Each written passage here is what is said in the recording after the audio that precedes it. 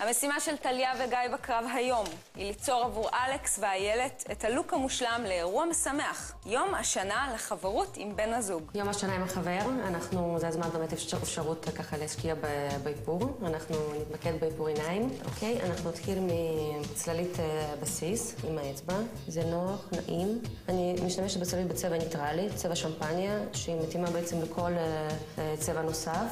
בשלב הבא בעצם אנחנו נתחיל טיפה להדגיש את העיניים, עם צללית קאה יותר, חומה עם נגיעה של סגול חציל, ואני פשוט אדגיש את כל התפר של הריסים, הדגשה דקה ונעימה.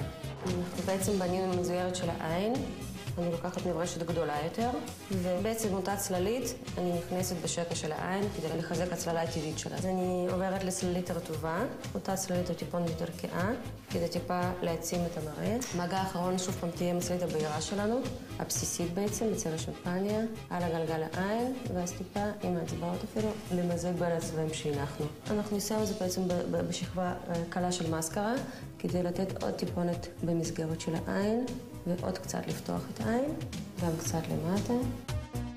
את מוכנה.